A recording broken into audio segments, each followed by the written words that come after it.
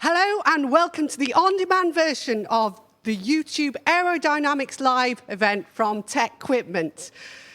Right, for those people who have joined us live from all over the world, thank you for being with us here today. My name's Dion Knowles and I'm the marketing manager here at TecQuipment. We're currently in the company headquarters in Long Eaton in the United Kingdom, and we're based in what would usually be an assembly and test area, but we've ousted them for this week so that we can have a spectacular week of aerodynamics events, including showcasing many of our awesome wind tunnels. So today, I'm joined by a team of experts, and those include Dave Giddings. Where are you, Dave? Hi, Dion. Thanks for the introduction. I'm going to be demonstrating the Supersonic Wind Tunnel, the AF302, later on today. Brilliant. Thank you, Dave. I'm also joined by Kyle Hatchard. Kyle, are you there? Hi, Dion. Thank you. Yeah, I'll be demonstrating the AF10 flow bench to you, so I look forward to doing that, folks. Thank you. Brilliant. Thank you very much, Kyle. And last but not least, we have Matt Fellows over here. Matt, tell us what you'll be doing. Hi, thank you, Dion. I'm going to be demonstrating our subsonic range, our AF1300, 1600 and 41. Wonderful. Right, okay, so before we get underway, I'd like to explain a few pointers to you out there watching live right now. We are live. This means that you can ask us questions and we'll do our very best to answer those during the session. It may be that after the expert has finished doing their spiel about their given product, that we come back to it later. So don't worry if we don't immediately answer your question. We'll come back to it further on in the live stream. Also, don't forget to like and subscribe to the YouTube channel if you haven't already done that. When we get to 2,000 YouTube subscribers, which won't be long, we'll be doing quite a fun dog-based video. Right, okay, on to Kyle Hatchard. Kyle is going to show us the airflow bench. Kyle, there you go. Thank you. Thanks, Dion. Thank you. Okay, folks, so basically I'm going to talk you through the AF10 airflow bench. This is an excellent product for students to get to grips with aerodynamics theory and fundamental calculations. And this is a really great product for that level of introduction. So we can see we've got the inclinable manometer to allow you to adjust it so that you've got the varying degrees to give you the sensitivity within your readings. You've got a throttling valve here to be able to throttle the flow and control the airflow through the duct here. And a set of interchangeable models. This particular unit comes with 8 different interchangeable models. This particular unit has the AF18 already attached. So we'll run the unit and see how it sounds. So as you can see, the students can take readings from the manometer and then calculate the necessary differential pressures and lift and force that's covered on the aerofoil. There's pitot tap-ins that then feed back in to the manometer. So it's a very, very versatile piece of equipment that takes up a low surface area, easy to install, and excellent for students to understand the basics of aeronautics. So if we just turn that off there, and everything as well comes with a 5-year warranty, along with supporting lecturing material such as the course study in airflow. So Dave, my colleague, is just going to demonstrate a few of the various ancillaries that we've got on show here today. So here we have the AF14 boundary layer apparatus. This allows students to really get to grips with the different behaviors within the boundary layer and different surface effects and how that obviously implicates with the airflow. We've also got the boundary layer apparatus for Bernoulli's theory. So this is very much a Venturi system that's replicated, and it allows students to understand the difference between pressure and velocity and the differences in behavior when seen through a Venturi. And also, coming on to the AF12, I think we said, and this is the drag force apparatus. So this is a great visual for students to really understand the effects of drag on an aerofoil. So like I said, the AF10 is a great product to introduce students into aerodynamics and an excellent product to really get to grips with the basics. So over to Dion. Thanks for listening. Thanks, Kyle. That was brilliant. I'd like to say a quick shout out. Thanks, Hassan, for joining us. And YJ, it's brilliant to see you here today. OK, so Kyle's done with a basic introduction to aerodynamics with the Airflow Bench. Now I'm going to introduce you to Matt Fellows, who's going to be showing you the AF1300 and the AF1600. And in the background, you'll also see our photographer running away because she's trying to catch some candid shots. Matt, over to you. Thank you very much, Dion. Yes, so like Dion said, I'm going to introduce you to the AF1300 first. This is our entry-level laboratory wind tunnel with a 300mm by 300mm working section. Like any wind tunnel, we have a contraction cone on the front here, working section, diffuser, fan, and silencer. The air is drawn and accelerated by the fan through the contraction piece and out the back end. We have an ancillary fitted in here to show the versatility of our wind tunnel. As you can see, it's fitted on a stem. This means that it's very easy for students to 3D print their own models, mount them on a stem, and use the AF1300 in a custom manner. The control and instrumentation unit is very easy to use. It has two blanking plates to allow you to fit differential manometers, electronic differential manometers, and it also has two differential manometers on the front here to allow students to calculate the wind speed using the differential pressure within the working section. A simple on-off mechanism and a fan and an adjustment for the fan speed allows students to set the wind tunnel wherever they need it for their experiment. Additionally, we have a ramp start system. So the ramp start and ramp stop allows students to stop and start the wind tunnel at any speed. This speeds up lab time and reduces complications for the students. Now we're going to move round to our AF1600. This is our larger version of the 1300. It is a far more advanced wind tunnel with a settling chamber at the front, through a contraction piece, a tapered working section, and out through the diffuser, fan, and silencer.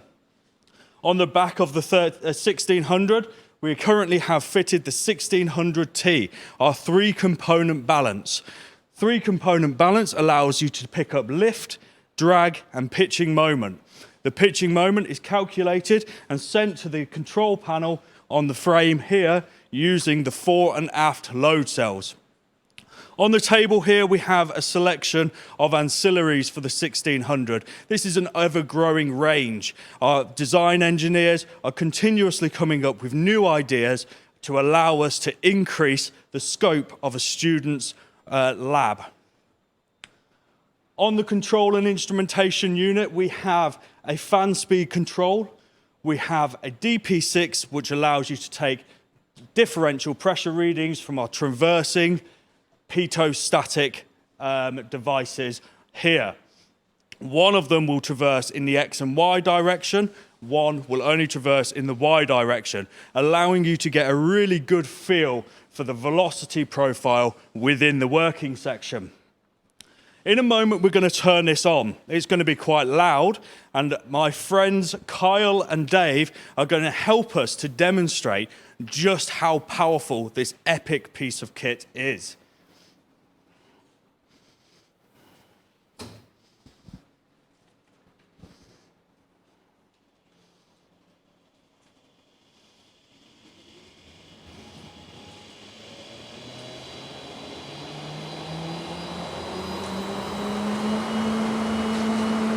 How are you doing down there?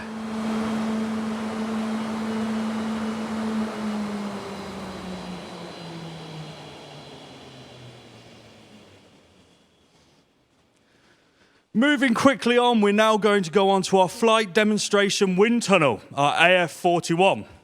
AF41 allows students to look at the principles of flight. is currently being bought out by Kyle and Dave here. As you can see, it's very easy to maneuver around your lab. The AF41, like any other wind tunnel, has a contraction piece, working section, a diffuser, a fan, and a silencer. But the difference here is that the working section has been set up to show the principles of flight on this aircraft. The aircraft can be set up in two different modes.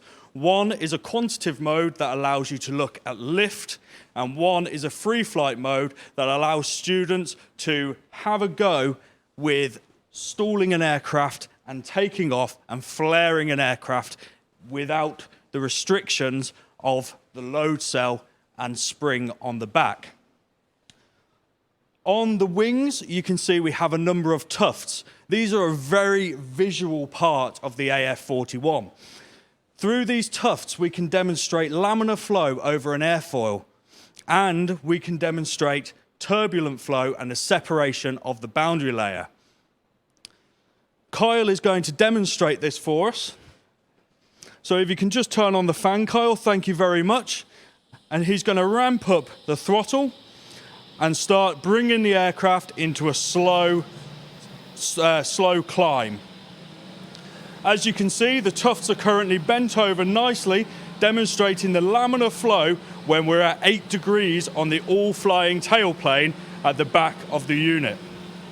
As Kyle increases the velocity, the lift is increasing and the aircraft high altitude is increasing, which can be seen on the display at the back of the AF41. As Kyle starts to pull back on the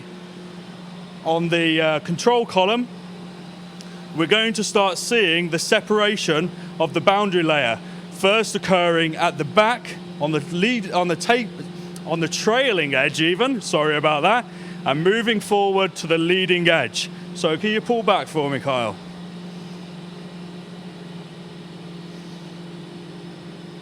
We're starting to see a little bit of movement on the tufts here, on the trailing edge of the aerofoil.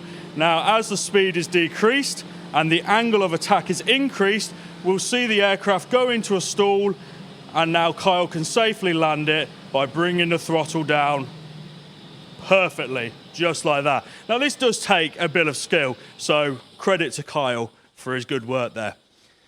I've got a quick question for you. Okay, thank you, Dion. How fast, what's the airspeed on that piece of equipment there that you've got with the AF41? So the AF41 airspeed is 41 knots or 21 meters per second. It can be read at the back of the unit on the LCD display, and it also has differential pressure readings to allow the students to calculate this themselves, or you can use an incline manometer from the pressure tappings at the top of the unit. I'm now going to pass you back to Dion. Thank you very much. Oops. We'll try not to trip over the camera cable there. Right.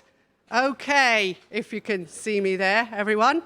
Now we're going to we've looked at the subsonic wind tunnel, so we've looked at the entry-level stuff, and we've looked at the flight demonstration wind tunnel, and we're moving up. We are ramping up the action here. We're going to go over to Dave Giddings in one moment, where we will be looking at the supersonic wind tunnel. So, Dave, in the meantime, while we're transitioning our cameras, I'd just like to remind everybody, thank you for the questions. Keep asking them to the audience. Thanks for the guy from Bolton University who's joined us today, Mag Francis as well. Great to see you here. Keep those questions are coming to the team. Right, over to you, Dave, to show us what we've got here. Thanks, Dion, and especially thanks to Matt for quite an extraordinary dynamic demonstration of subsonic. But let's change the game, literally. Let's go supersonic. So what we have here, I consider the flagship of aerodynamics within our range. This is the TecQuipment AF302 continuous operation suction type wind tunnel. Now that's quite a sentence, so I think we're going to need to break that down a bit, okay? I'm going to step back and point you to this big blue enclosure. Inside there is a massive electric motor and an even bigger vacuum pump. This create an incredibly low pressure in this pipe here. I'm going to walk along now. I'm going to traverse the wind tunnel. I'm going to walk along to the inlet. This specially formed inlet effuser diverts the air in a beautiful laminar condition into the area of interest. This is what it's all about. This is the working section. Dimension-wise, I'm going to throw some numbers at you now. It is 1 inch wide, 25 millimeters wide. It has 4 inches top to bottom, 100 millimeters, and it's about 640 millimeters in length. In this working section, we are looking really at 2 different experiments. We look at flow distribution along a nozzle. I'm going to talk about the nozzle issue in a minute. The second experiment is 2-dimensional flow over aerodynamic models. And those models we supply with the AF302A Schlieren apparatus. The models come in 5 degree, 7 degree, and 10 degree double edge aerofoil models. At the bottom of the working section, we have 25 tappings, so we can measure the pressures along the nozzle. Now, I said I'd talk about the nozzle. I'm just going to show close up to the camera a nozzle. This is a Laval nozzle. Now, hopefully on screen now you can see a Laval nozzle. It works by, it's a convergent, divergent nozzle, which means it pinches. The airflow accelerates to sonic speed at the pinch. It will then continue accelerating at the divergent section to a crazy supersonic speed. Now, this wind tunnel is on or off, but we can vary the speed in the wind tunnel because we can interchange these top liners. Now, my colleague Kyle is going to hold up a liner. So the liners come in 3 different profiles. We have subsonic, we have Mach 1.4, and fitted, we have Mach 1.8. And the shape of these liners determine the ultimate velocity through the wind tunnel. So they're the 2 experiments. To look at the shock waves, to look at the pressure distribution over the aerofoil and the supersonic shock waves, we have the AF302A, which is a series of highly complex mirrors and lenses. We have a light source, we have mirrors, we have 2 more lenses, and this beams an actual supersonic shock wave onto a monitor. And hopefully now you can see a screenshot of the supersonic shock waves forming over the wind tunnel. Moving on, you may or may not see, there's a very big valve down there. What's that for? Well, that's a bypass valve. Because of the incredible initial amount of air being pulled into this wind tunnel, that will be enough to make the vacuum pump struggle a little bit with the volume. So initially, we divert the air through a large pipe. So before we start the wind tunnel, we have it open. It will then take 20 seconds. We then close it, and that diverts all the air through this section here. Dave, I've got a quick question for me. Can you hear me okay? I can just about hear you, Dion. Right, okay, good. The question is, what about PIV, particle image velocity module? I'm not sure what the context of that I'm not is. sure about that. The only imaging we have is the Schlieren apparatus. Okay, brilliant. Carry on. We can Thank you come very back to much. that and answer that in maybe more detail later on today. Yeah, Joseph, if you wouldn't mind clarifying that point for us, that would be wonderful. Thanks, Dave. Do continue. No problem. So we've talked about the pressure distribution along the nozzle. We've mentioned the supersonic airflow over the 2-dimensional models. They are 2-dimensional because air does not go around the side of the models. It only goes over the upper surface and the lower surface. Now, I know these are very small, but these are the models, and I'm actually going to walk up to the camera in the hope that it can pick up the size of those models. Those models sit within the glass portals. The glass portals support the models. We can actually adjust the angle of attack of the models as well, using a rotary encoder, also known as angle of incidence. Okay, angle of attack. So what I'm going to do now, I'm going to don my headphones, and I'm going to start the wind tunnel, which you will hear some noise. I can still do this with the microphone in my hand. So I'm going to walk to the front of the wind tunnel. So this effectively is a remote control. We have on and an off, and we're going to press the green button. We always ensure that the bypass valve is open, and then we go.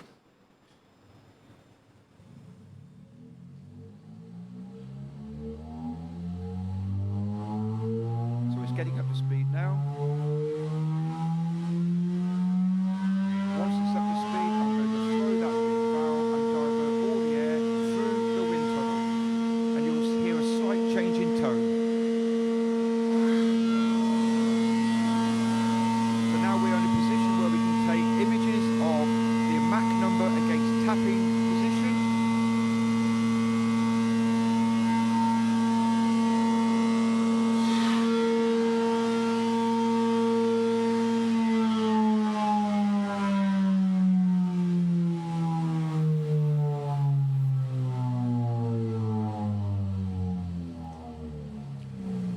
So just during that short test time, we have been able to capture via VDAS a profile of pressure distribution along the nozzle against tapping number. How do we do that? Well, on the front panel, we have a coordinate sheet. These are dimensions in millimeters of the X dimensions of the tapping against the height of the tapping with the various liners. From there, the students can calculate the area height ratio, and with the pressure readings from this local display here, or VDAS, they can calculate the Mach number. Or we can let VDAS do the work for you. We can then print the Schlieren supersonic images, take a protractor to those images, look at the shock waves, the oblique shock waves, and do all the manipulation and all the analysis from thereafter. And that, folks, is the AF302 Supersonic Wind Tunnel. Dave, before you finish up there, I've got a question. Somebody's inquiring about what is VDAS? VDAS is TecQuipment's proprietary data acquisition system. It allows, within 3 clicks, to get to the relevant experiment. You can collect data either on a timed basis or one click, which can then be manipulated within the software or actually exported to Excel. That, Dave. Well, you have another question. No, actually, we're coming back to this PIV question that was asked earlier. Matt knows the answer, Dave. Give it to Matt, the expert. Thank you very much, Dave. So yes, we could use PIV, and potentially it could be introduced by a university who are buying this piece of equipment. However, we've chose to use pressures instead. Pressures is something we work with on a lot of our equipment, and it's also cheap for us to install, which means that we can bring the cost of our equipment down. Installing a separate PIV system would stop us from being able to have those low costs and low cost to the universities. Thanks, Matt. Excellent, concise answer. Okay. Finally, somebody's asking about smoke generators. In what instance and where would we use these, Dave? Well, we certainly won't be able to use one on the supersonic wind tunnel. However, on subsonic, we actively sell these generators. They give good flow visualization over aerofoils and 3-dimensional objects. Brilliant. Another question now, Dave. Is there a chance to put the wrong kind of model inside of the supersonic wind tunnel? Right. It's important we don't get the models mixed up with the liners in terms of terminology. The models, like I said earlier, they come in 5-degree angle, 7-degree, and 10-degree. They're the models. They can only go one way. You cannot fit it a wrong way. But the liners fit in the top of the working section, and they determine the wind speed velocity. There is no wrong way of doing it. They are interlocked. They cannot be fitted the incorrect way. Brilliant. Thanks for that, Dave. No. Matt, I've got another question for you. So you're going to have to go back around there and grab that mic from Dave. The question for you is about our larger wind tunnel over there. How much space do you need in a lab to accommodate this? Because I know we're squeezed in here today, but it's not ideal, is it? No, it's not ideal. So it has been squeezed in here for demonstration purposes, and it does look great, but ideally you're going to need a bit more clearance on the front and back end of the wind tunnel. We are looking at around about 3 meters on the front and 3 meters on the back, which brings it to about 13.5 meters space. Another question now. Can we extract the numerical data directly onto a pen drive or a computer in the form of Excel or a spreadsheet? I presume we're talking about VDAS here. Yes, that is possible. You're able to extract the data from VDAS and export it to Excel, which will give you a nice table with all of the individual data sets labeled for you. From here, obviously, you can save it to Obviously, from here, you can save it to a pen drive. I believe Dave has something to add to this. Oh, well, Dave's asked me to answer that and highlight the fact that you can view this in lab view. Dave, have you got anything more to say on the lab viewpoint there? He's coming into shot now to explain. From the VDAS environment, we can actually present the data for your lab view environment. And then the customers can take that data, do their own manipulation. So we simply present it in such a form. Thanks, Dion. Brilliant. Thank you very much. Right, this is any more questions from the floor, from everywhere across the world? We appreciate all the questions you've sent us so far. I don't think we do. So it only leaves me to say at this point to thank everybody for joining us for this live stream. If you're watching it on demand, please do post your comments in the box below. Don't forget as well to put the thumbs up and to like and subscribe. Guys, come on in. Come and say a big thank you to everyone for joining us today. I don't know how we do this. Thank you very much for joining us. Yeah. Thanks, guys. Any questions, you know who to email. Just get in touch and we'll answer those later on. Thank you. Yep, copy that. I know a lot of you must have had an early start this morning, so we welcome the interest shown in this amazing event. Thanks, Dion. Brilliant. So don't forget to see more events like this in the future, as we're planning on doing more YouTube live streams. That's it from us. It's time for us to say goodbye. Thank you for watching.